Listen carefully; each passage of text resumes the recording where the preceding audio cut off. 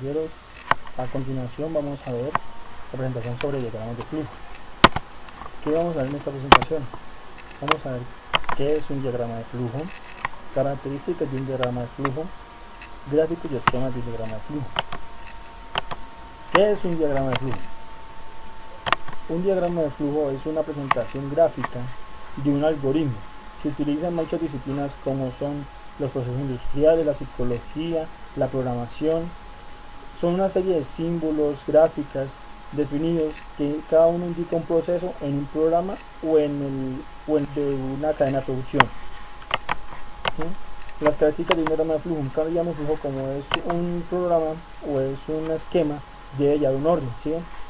Siempre lleva un orden. Primero que todo tenemos que tener en cuenta para realizar un diagrama de flujo, identificar las ideas principales a ser incluidas en el diagrama de flujo, definir qué se espera obtener con el diagrama de flujo. El diagrama de flujo es un esquema en programación, es un esquema que nos indica a nosotros que al inicio y al término de un determinado programa qué debemos ingresarle y qué otros resultados vamos a tener al final del programa.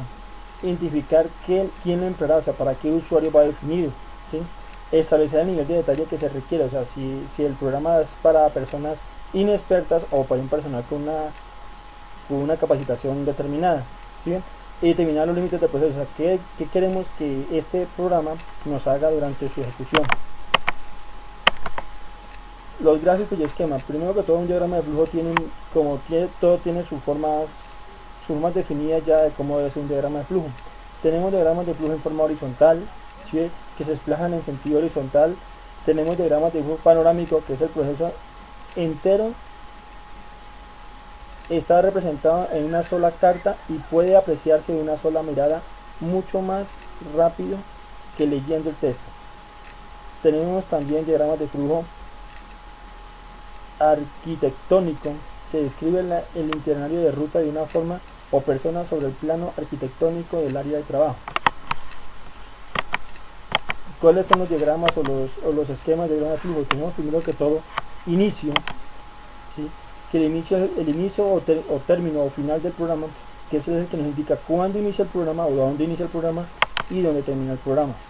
También tenemos un proceso general, que es el gráfico que nos indica cualquier función de trabajo a realizar durante la ejecución del programa. ¿Sí ven?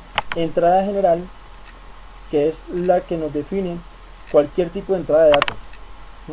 Tenemos toma de decisiones o variantes, que en esta es donde el programa, de acuerdo a la ejecución o a las órdenes que nos hayamos dado, ¿sí? Va a tomar decisión, va a tomar dos caminos, uno sí o uno no, si se cumple o no se cumple la variante. También tenemos el proceso la llamada a subrutina. Una subrutina es un procedimiento determinado del programa, ¿sí?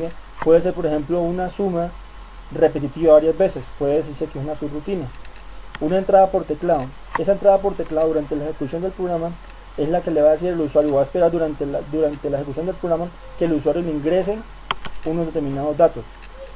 También tenemos conector gráfico. Este punto o conector gráfico es donde un flujograma o un programa puede tener varios procedimientos y unirse todo en un solo punto.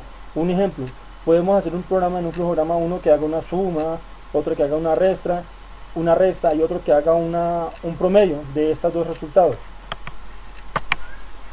También tenemos la dirección del programa, ¿sí? Las flechas estas nos indican hacia dónde o el sentido del programa, si es sentido horizontal, si es sentido vertical o es un panorámico, ¿sí? Este símbolo nos indica una base de datos.